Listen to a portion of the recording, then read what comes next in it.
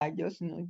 Y unas, como dicen los que tienen hijos varones, yo suelto a mi gallo y que las gallinitas se cuiden, ¿no? El gallo no cuida a nadie. Entonces son estos mandatos sociales que hemos venido arrastrando a través del tiempo y que es cómo están los servicios de salud, están trabajando con perspectiva de género. Pues parece que no. Continúan utilizando modelos que identifican a los varones como actores secundarios en la reproducción. Excluye a los varones de responsabilidades tanto en las medidas anticonceptivas como durante la atención pre y postnatal de la mujer embarazada. Cuando se empiezan las campañas, en algunos módulos, en muchos hospitales, pues se convoca a las mujeres, a las niñas, a las adolescentes, pero los varones como que tienen más obstáculos, los hombres también por trabajo, por ocupación, o simple y sencillamente no se les convoca. Lo mismo sucede con la consulta prenatal, cuando va el adolescente con la chica, pues el profesional de la salud como que por castigo o no sé, eh, ah, lo deja fuera. Tú no pasas, que solo pase ella con su mamá. Entonces no lo dejan participar tampoco en todo esto que es lo que es la responsabilidad de la consecuencia de la reproducción. Entonces, se deberá promover el compromiso del hombre en la práctica anticonceptiva y en la salud sexual y reproductiva para la prevención del embarazo no intencional, ¿no? Esto es así como que la clave. Y bueno, ahora, la segunda parte de la plática vamos a ir también, pues, revisando la importancia de cuando tengamos el caso, el contexto en el que ocurre. Han habido demasiados estudios y está totalmente demostrado que las niñas pobres, o sea, del nivel socioeconómico es precario, que no acuden a la escuela sin educación, de minorías étnicas o de grupos marginados y de áreas remotas y rurales, tienen 3 veces más riesgo de quedar embarazadas que sus pares que van a la escuela y que viven en zonas urbanas. Esto está totalmente demostrado y la maternidad en estas comunidades forma parte del destino social de las mujeres. Se les enseña a que ese es su destino final, ¿no? Es ser mamás. Y en muchas de estas comunidades, la maternidad quizás sea la única forma de valoración social. Hay falta de oportunidades en esas comunidades. Si alguien tiene que ir a la escuela, pues tendrá que ser el varón, porque pues él va a ser la cabeza de la familia y la niña queda relegada porque se necesita en las labores domésticas. Entonces, este es el contexto en el que más se está dando y no hemos podido disminuir el embarazo en la adolescencia. Ahora bien, no es lo mismo el embarazo que ocurre en adolescentes de entre 15 a 19 años al embarazo que ocurre en menores de 15 años. Afortunadamente ya se dice, ya se visibilizó que estas comunidades son un universo, este grupo claramente diferente, ya que puede ser producto de una violación o de abuso sexual crónico o resultado de relaciones sexuales forzadas. Antes ni se mencionaba. Llega una niña de 12 años, atiende su parto y nadie le pregunta ni se pregunta qué está sucediendo, cómo se embarazó esta niña. Entonces, hoy por hoy, pues sabemos que eso es un delito, que ella tiene derechos y no, al atender un embarazo menor de 15 años, hay que descartar que sea producto de una violación, de una violencia sexual. Bien, el embarazo forzado. El embarazo forzado es aquel que se produce cuando una niña o adolescente queda embarazada sin haberlo buscado ni deseado, pero además se le niega se le dificulta, se le demora u obstaculiza la interrupción de este embarazo. Niñas de 11 años, de 12 años, pasa de profesional en profesional y nadie la quiere ayudar ni quiere respetar este derecho que tiene. Ya existe todo un protocolo para la atención de este tipo de violencia sexual que se debe realizar. Entonces ahora vamos a ver cómo se construye la feminidad tradicional, ¿verdad? Cómo llega esas mujeres a adentrarse a ese estereotipo posteriormente vamos a ver cuáles son las cuestiones que suceden por tener este tipo de mandato social. Donde aprende, pues la familia es el primer lugar en que la niña aprende lo que se considera femenino en nuestra sociedad, ¿ve?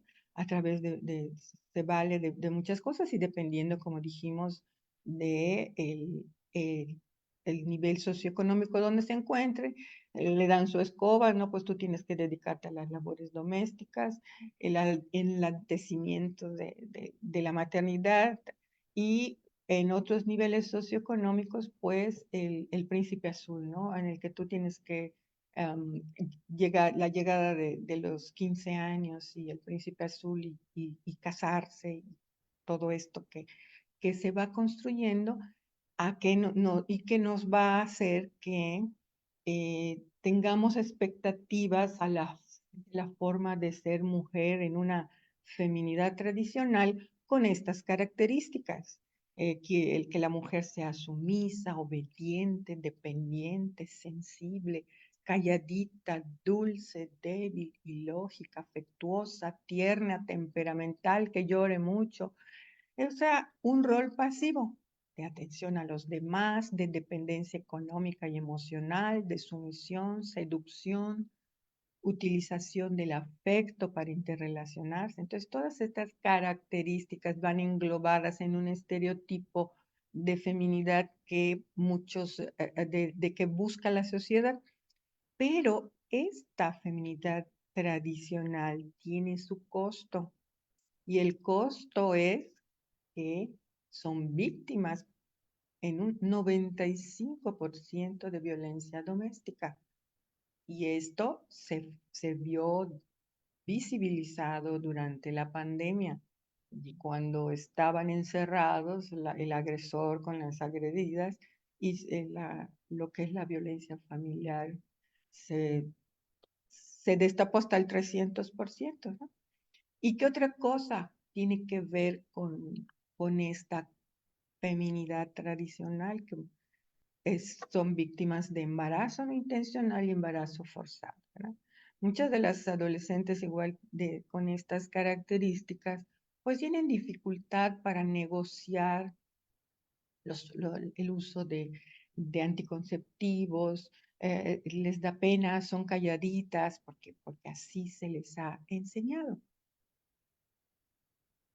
México ocupa el primer lugar de embarazos en la adolescencia entre los países de la OCDE con una tasa de fecundidad de 77 nacimientos por cada 1,000 adolescentes de 15 a 19 años. El 23% de las y los adolescentes inician su vida sexual entre los 12 y los 19 años y de estos 15% de los hombres y 33% de las mujeres no utilizaron ningún método anticonceptivo en su primera relación sexual. Al año, 340,000 nacimientos en mexicanas menores de 19 años aproximadamente. Pero pues todos sabemos las consecuencias de los riesgos que corre una adolescente, dependiendo también de la edad.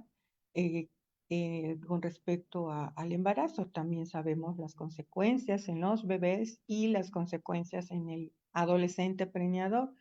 Entonces, las complicaciones durante el embarazo y el parto son la segunda causa de muerte entre las mujeres de 15 a 19 años en todo el mundo y México no es la excepción.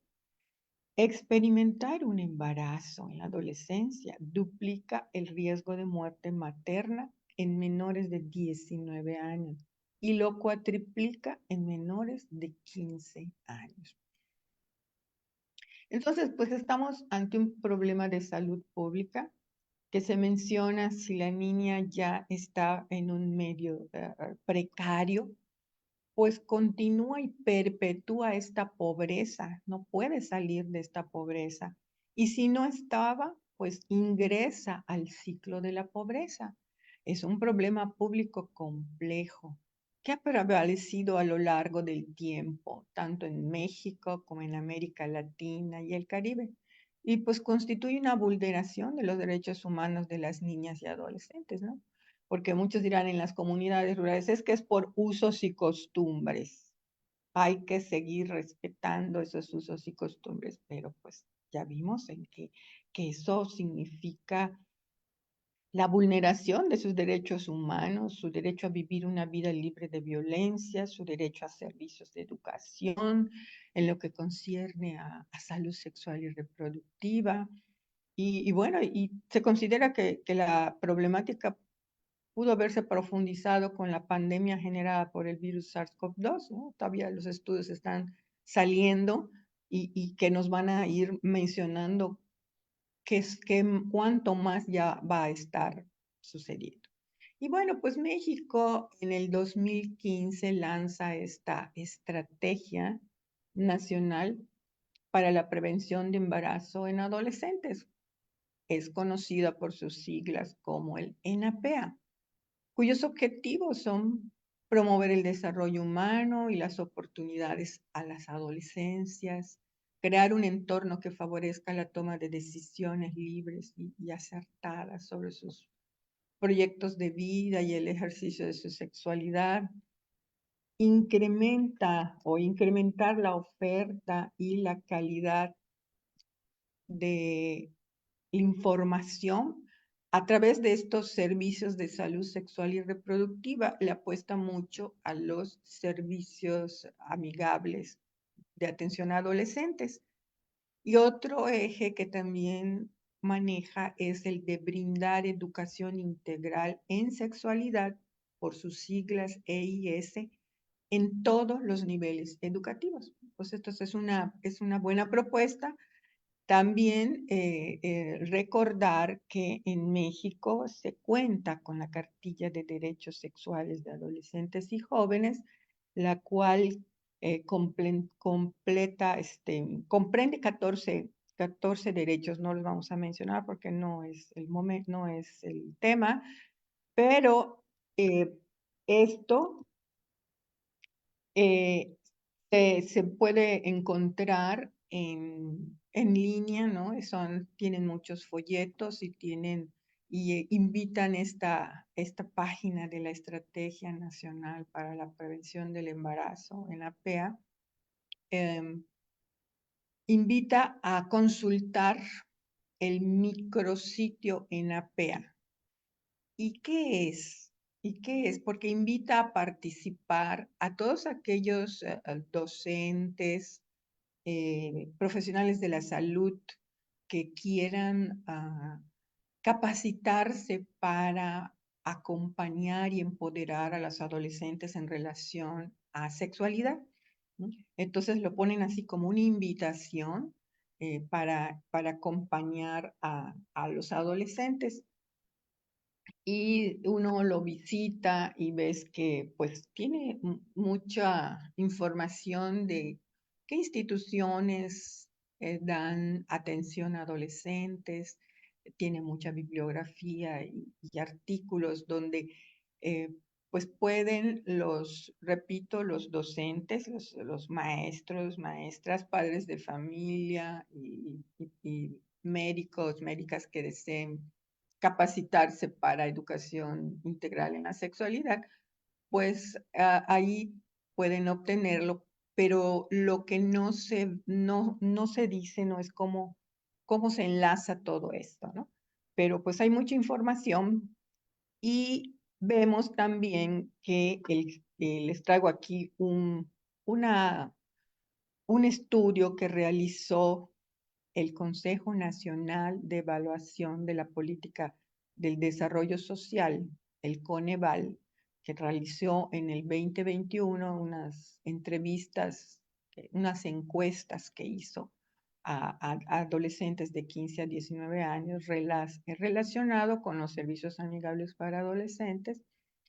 Y ellos reportan que, pues, que la adolescencia tiene escaso acercamiento a los servicios de salud sexual y reproductiva. Muy pocos de ellos, incluso las jóvenes que habían tenido un embarazo, conocen los servicios amigables para adolescentes y el tipo de información y servicios que puedan obtener de ellos. Hay un limitado uso, porque también esta investigación acudió a esos lugares para hablar con los que están ahí dirigiendo eso, porque al parecer están incrustados dentro de los hospitales o centros de salud, no son aparte, ¿no? Están dentro de las unidades y que ellos expresan que hay un limitado uso y las y los adolescentes siguen desconociendo la posibilidad de dónde acceder a métodos anticonceptivos. Y ellos elaboraron esta gráfica donde pues se ve como el porcentaje de adolescentes que declara conocer los servicios amigables causado de hombres 5.8%, 4.6% de mujeres. Pero si nos vamos a que nunca ha escuchado hablar de ellos, vemos que 47.6 hombres adolescentes dijeron que nunca lo han escuchado. Y 41.5 dicen que tampoco son mujeres que nunca lo han escuchado. Hay un rubro donde dice, sí sé de ellos, pero pues nunca lo he usado, ¿no?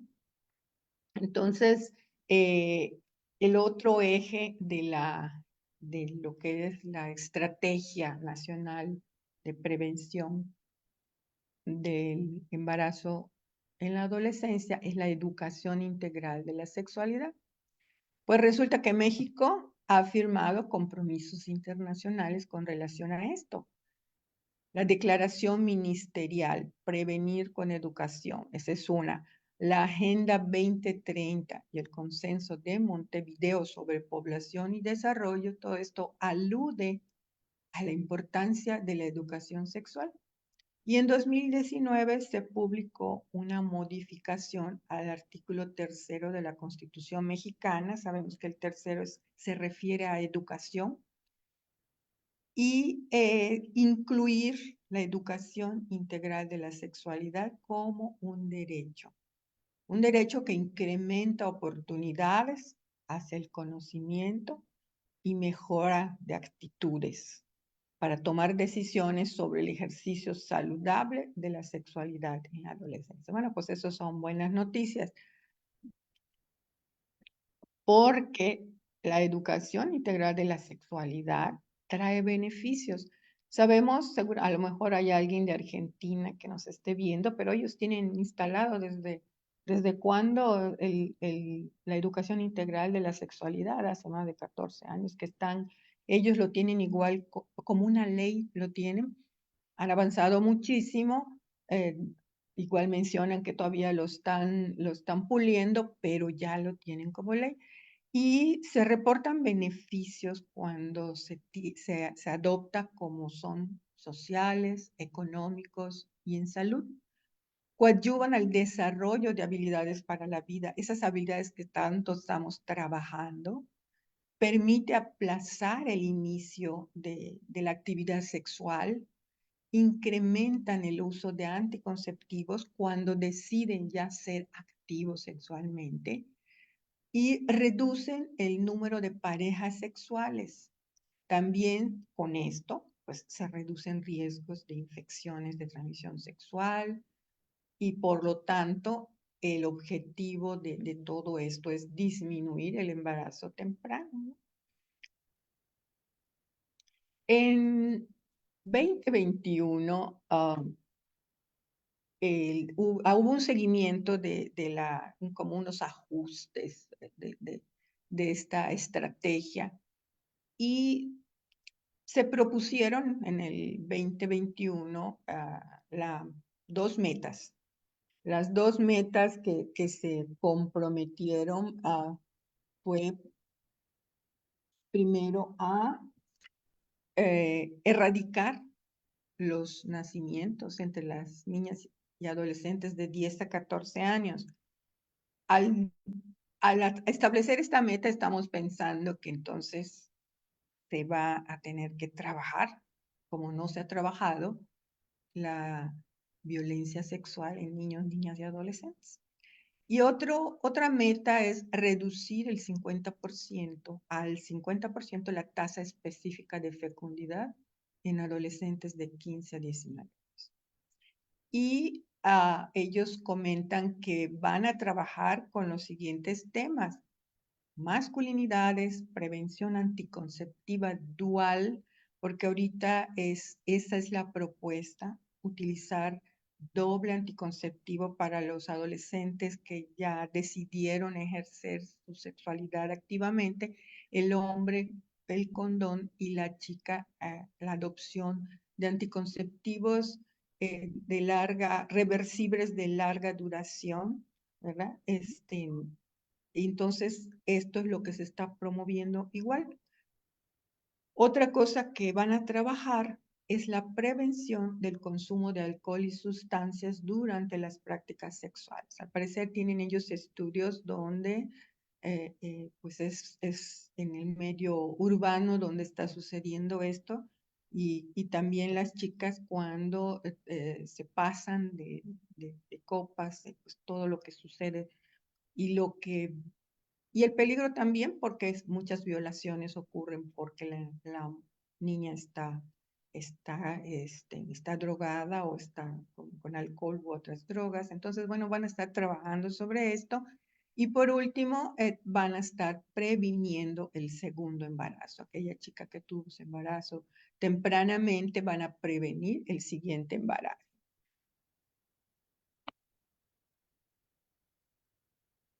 Hay algunas claves para tratar de bajar esta alta fecundidad en adolescentes, ¿verdad? Y sobre todo en este contexto moderno que hay que remarcar, porque existe la reticencia institucional, la sociedad, la familia, para reconocer a las y los adolescentes como sujetos sexualmente activos. A mí me pasa que de repente llega la mamá, traigo a Andrés porque le encontré un condón en su cuarto. Entonces tú le dices, Andrés ya es sexualmente activo, pues qué bueno que ella es responsable porque se está cuidando y está cuidando a la otra persona. No regresan a la consulta y la mamá se enoja, ¿no? Ahí está esto del reconocimiento de lo que son sus hijos sexualmente activos, como que la sociedad todavía no ha trabajado esto. Hay un restringimiento, está restringido el acceso a métodos de planificación familiar, al conocimiento de prácticas sexuales seguras. ¿Por qué? Porque pues no hay una educación integral de la sexualidad como tal. La desigualdad que ya hemos manifestado, que acorta opciones vitales para las personas más pobres y el nivel socioeconómico más bajo. Siempre cada sexenio te dicen que van a abatir a los pobres, pero no sucede esto, ¿no?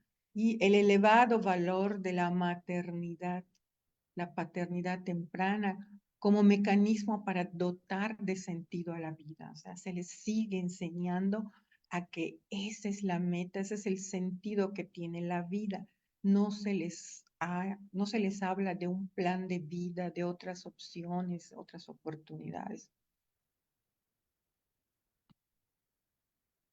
Los desafíos, pues hemos estudiado mucho lo que es la adolescente, la maternidad desde el punto de vista de la niña, pero la importancia de impulsar estudios sobre la paternidad del adolescente, así como investigaciones sobre la paternidad de hombres mayores que son parejas de mujeres adolescentes, porque las brechas etarias significativas producen generalmente dinámicas de dominación y desigualdad y muchas veces están ligadas a la violencia sexual. pues hay que abordar estos problemas subyacentes. La cultura machista persistente se debe de deconstruir, ¿verdad? La actitud negativa de los niños y los hombres hacia las niñas, la violencia contra las mujeres igual es algo que se tiene que erradicar. Las normas que perpetúan la violencia y la impunidad, ¿verdad? Sabemos que la violencia sexual, la violación contra niñas, niños y adolescentes no se lleva a cabo, los violadores las salen libres, no hay vemos mucha impunidad en este sentido. Otro problema que hay, pues, es la pobreza, ¿no? Que obliga a las niñas a tener relaciones sexuales con hombres mayores como una estrategia de supervivencia en esas comunidades muy pobres. Y pues obviamente la protección inadecuada de los derechos humanos para los niños, niñas y adolescentes. Como conclusiones tenemos, a pesar de la cantidad y diversidad de políticas vigentes para la prevención del embarazo adolescente, existe una brecha en su implementación. Hay cosas muy bonitas y un montón escritas, pero no se está implementando. Sabemos que hay mucha restricción económica en los presupuestos de estos programas de violencia contra las mujeres, de atención a adolescentes. Los significados culturales de los que hemos hablado, de la adolescencia y la sexualidad, desde la familia, las instituciones sociales, permanecen anclados en estructuras tradicionales que refuerzan e idealizan la maternidad.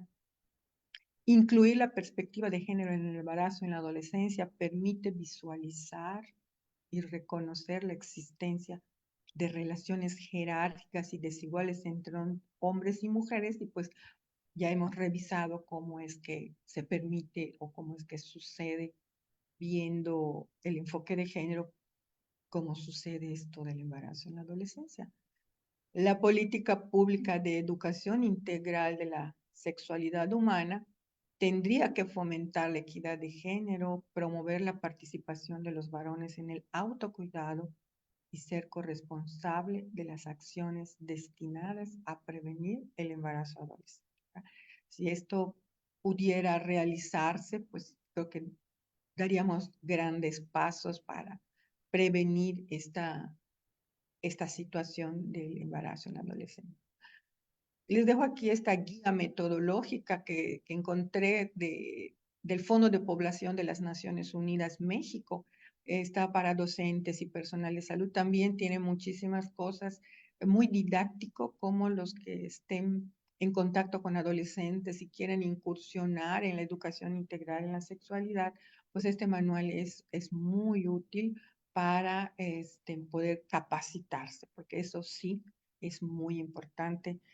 Las personas a las cuales se le asigne la tarea de educación integral en la sexualidad tienen que estar capacitadas. No puede ser que sean solo con sus propios valores o lo que piensen, le transmitan a los adolescentes, porque entonces así no vamos a avanzar. Y bueno, pues no me queda más que agradecerles de verdad muchísimo que hayan pues, designado este sábado, es su importantísimo tiempo para escuchar esta propuesta que les estoy dando en relación al embarazo en la adolescencia. Y les dejo esta imagen que es de Chichén Itzá, del 21 de marzo, que vimos descender a Kukulcán dentro de este magnífico castillo imponente, uno de los tesoros que tenemos aquí en Yucatán. Muchísimas gracias por su atención. Dejo de compartir pantalla.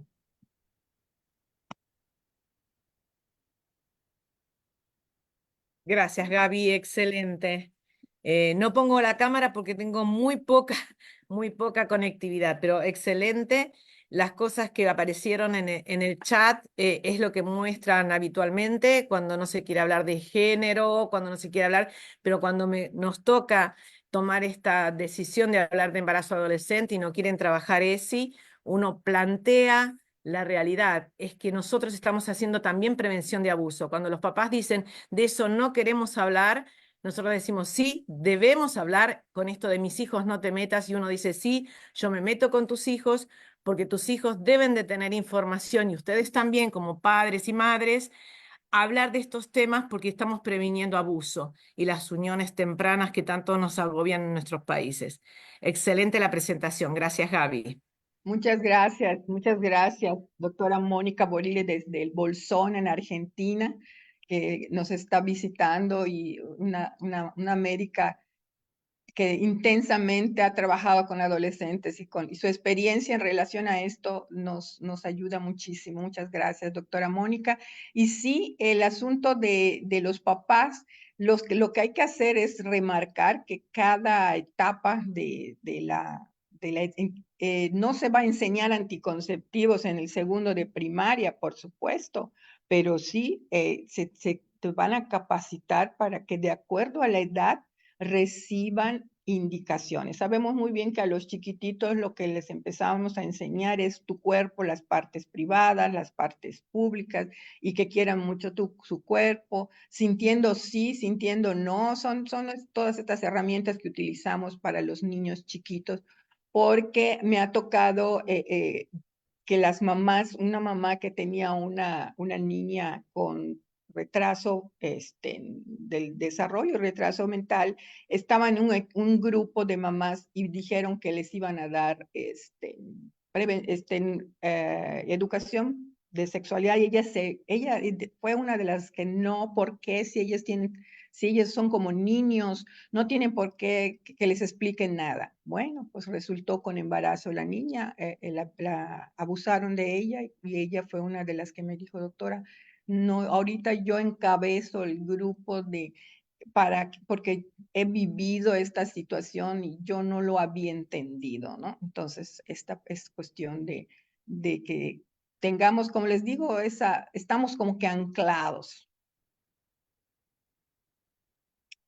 Doctora Gaby, Quiere hablar en Henry.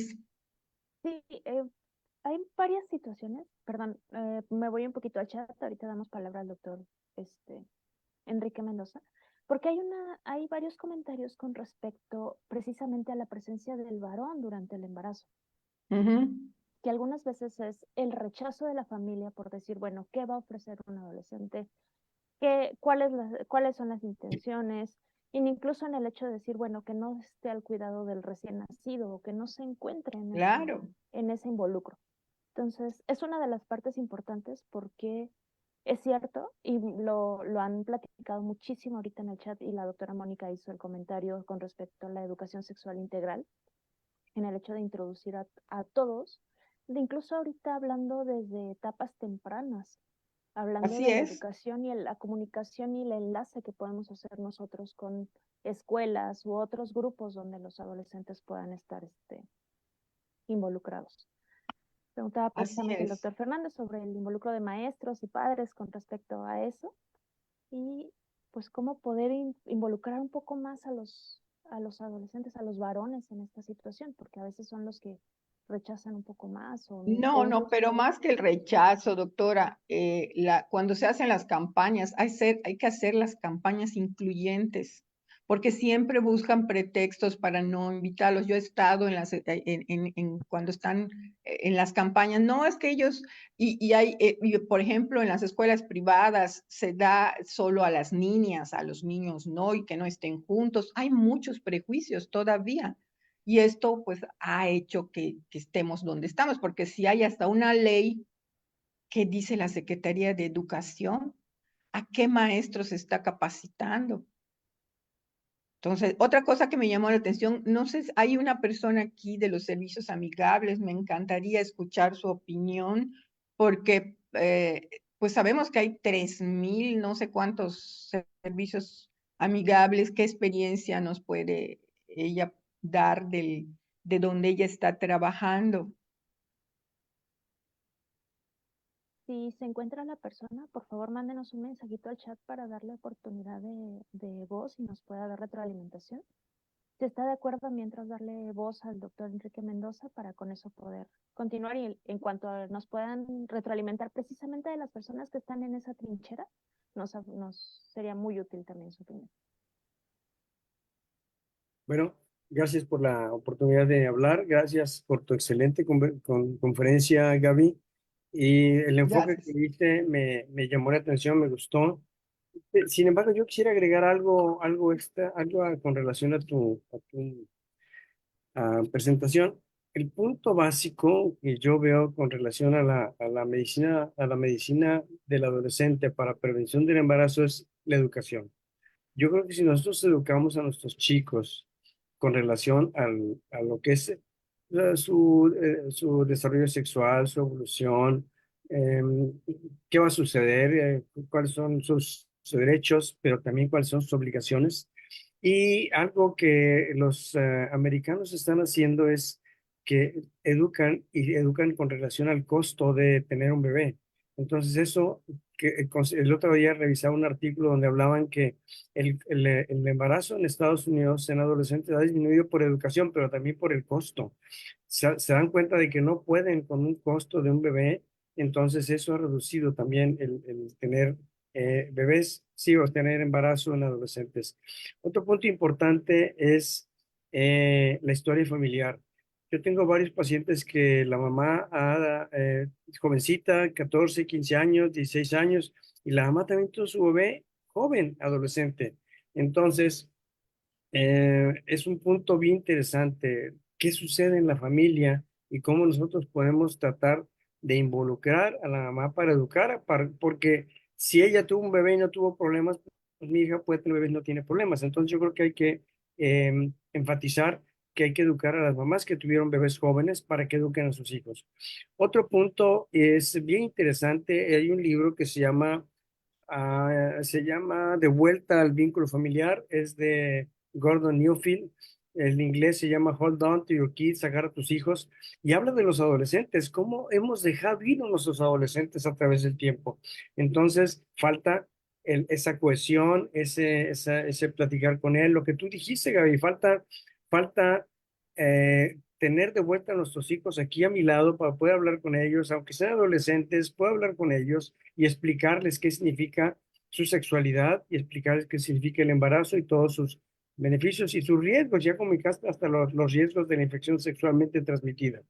Y por último, ya nada más un comentario, es que los americanos han reducido también uno de los países donde más se ha reducido el embarazo en adolescentes es en Estados Unidos, y utilizan mucho métodos anticonceptivos y educan a los adolescentes a usarlos. Y ahorita tienen métodos anticonceptivos over the counter, o sea, sin receta.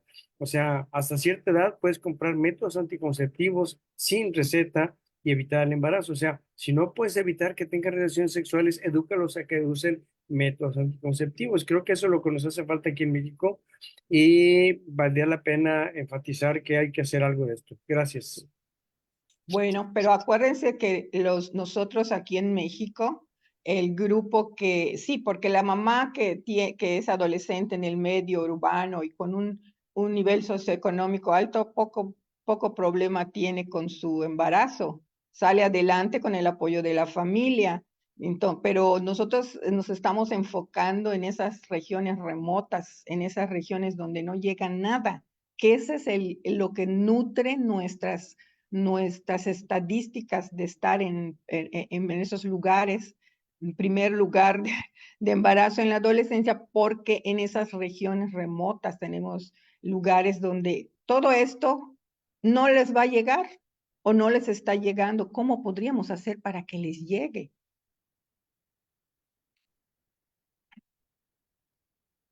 Ese es uno de los puntos también importantes y Claro. decir, bueno, ¿qué tanto puede permear también o sea, todas las políticas públicas que a veces no toman en cuenta tanto esta situación? El hecho de decir, bueno, tengo comunidades en las que no sé tampoco cómo llegar, pero ese es uno de los puntos a considerar y que nosotros también desde donde podemos hacer y llevar toda esa información. El doctor Fernández Paredes quiere tomar la palabra, doctor, si desea. Sí, pues felicidades, Gaby, los que no solamente trabajamos en la institución a nivel directivo, sino que hemos trabajado directamente con los adolescentes en centros de salud, en hospitales, pues sumamos esta experiencia tanto de la institución como la experiencia clínica directa con el adolescente. Hay en el país 3.300 servicios amigables y aproximadamente 3.700 centros de atención a la salud del adolescente en diferentes instituciones, que este es un problema en México. Cada institución hace su programa y elabora acciones de prevención y de educación de la sexualidad, no de manera unificada. Hace unos días estuvimos en el Centro Nacional de Equidad de Género y Salud Reproductiva porque nos presentaron el modelo de atención para los adolescentes y yo les hacía hincapié en que adolece, como todos los programas, de una situación muy importante.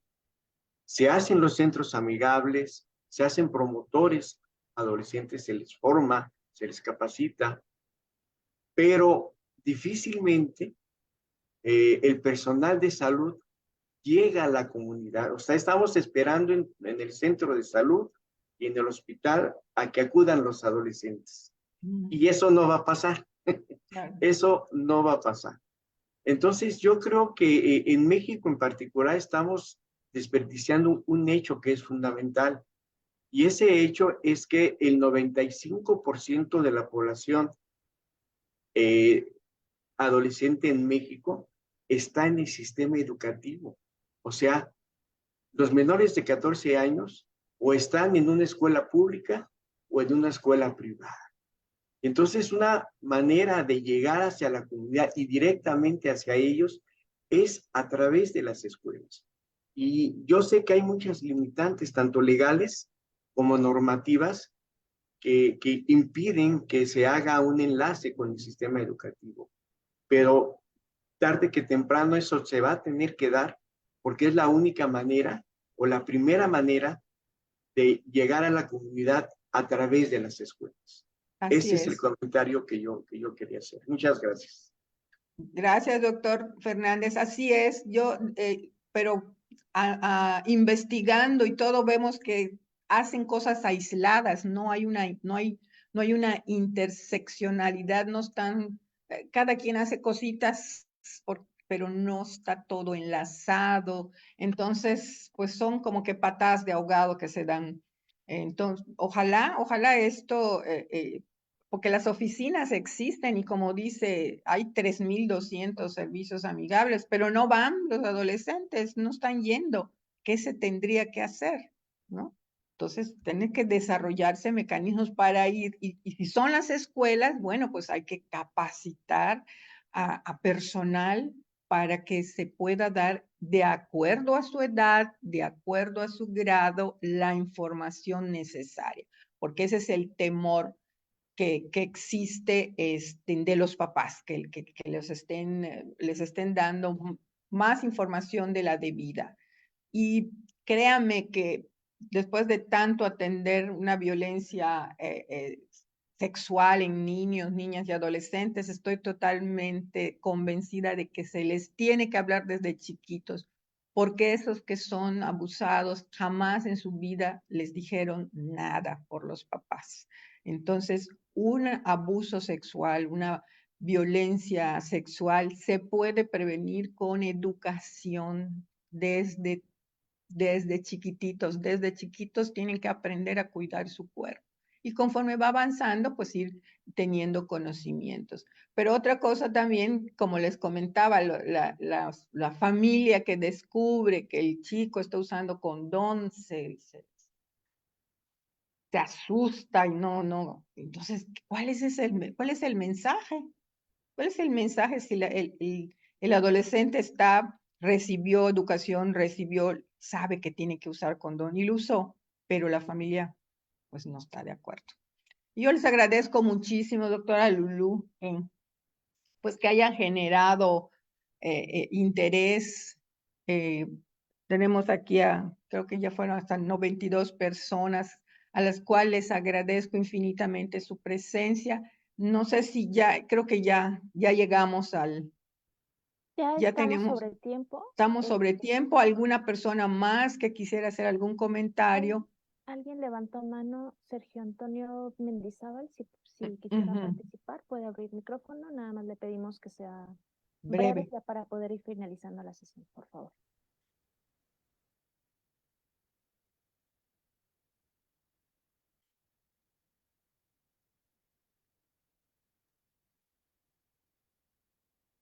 O probablemente haya sido ahí una situación de su dispositivo que marcó que estaba levantando la mano.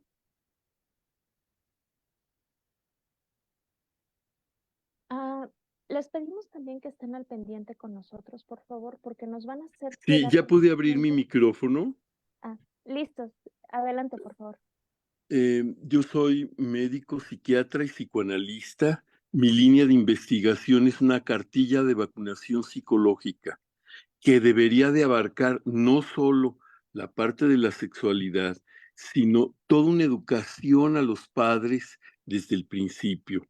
Yo creo que la cartilla de vacunación psicológica tiene que ir paralela a la biológica, en donde nosotros podamos educar a los padres en cómo tienen que abarcar muchos factores, lo sexual, lo nutricional, lo psicológico, para que el padre pueda de alguna manera disminuir los factores de riesgo en los adolescentes. Por ejemplo, nosotros en los adolescentes tenemos el riesgo de las drogas, el riesgo de que los brotes psicóticos o simplemente la depresión y la ansiedad se da. Entonces, simplemente los expertos en nuestro ámbito han planteado que si hay una comunicación franca y directa entre los padres y los adolescentes, se previene depresión y ansiedad. Es como un ejemplo, pero sobre todo tenemos que mostrarles, sí, y educar a los hijos en función de la sexualidad. Y entonces, si tuviéramos la posibilidad, yo sé que los pediatras muchas veces son los que tienen la comisión de salud, y si pudiéramos unirnos, yo soy presidente de ACPEINAC, Asociación Científica de Profesionales para el Estudio Integral del Niño, y si nos pudiéramos unir en una cartilla que abarcara una gran cantidad de información, la Organización Mundial de la Salud nos está solicitando a los psiquiatras desde hace años que prevengamos. Y creo que una cartilla nacional como política pública le daría herramientas a los padres para protegerse a ellos mismos de una educación inadecuada. Muchas gracias. Muchas gracias, doctor. Doctor, ¿usted dónde está ubicado para tener conexión con la Asociación Mexicana de Salud para la Adolescencia? Le puedo dar mi celular para que nos comuniquemos. Yo soy parte de la CONAPEME, de la Confederación Nacional de Pediatría. Voy a estar ahora en el Congreso en Guadalajara. Ya en otras ocasiones he presentado mis programas de prevención, pero con mucho gusto le doy mi celular. No puedo manipular nada más que esto. Mi celular es 55 22 55 14 45. No puedo ni ir, no sé por qué, pero en este momento no puedo ir ni siquiera escribir un comentario porque no conozco muy bien cómo manejar todo esto. No se preocupe, doctor. Yo voy a estar igual en Guadalajara. Tenemos también una participación y ojalá nos viéramos, ¿verdad? Igual la doctora, la presidenta, la doctora Lourdes López Cuellar, vamos a estar para que se hagan algún enlace, porque se oye muy interesante la cartilla que usted está mencionando. O sea, ¿en qué se podría colaborar, no? Porque de eso se Deberíamos trata. de hacer una cartilla multidisciplinaria para que en Claro. realidad ayudemos a los padres y a los adolescentes pero que desde que los niños están chicos, desde que el niño, por ejemplo, si va a recibir pecho o no va a recibir pecho, y cómo apoyar a las madres en ese sentido, eso es algo fundamental, desde crear perdón, me podría extender, pero todo lo que tiene que ver con la flora intestinal, que es fundamental ahora.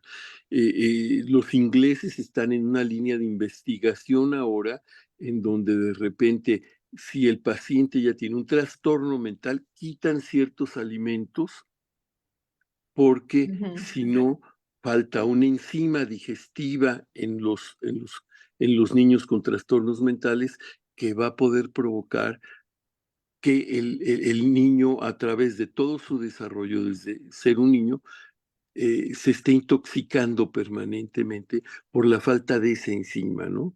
Yo tengo la Ok. bibliografía y puedo compartirla con Muy bien, ustedes. doctor. Muchísimas gusto. gracias por su participación. La doctora Lourdes tomó el teléfono. Sí, doctor.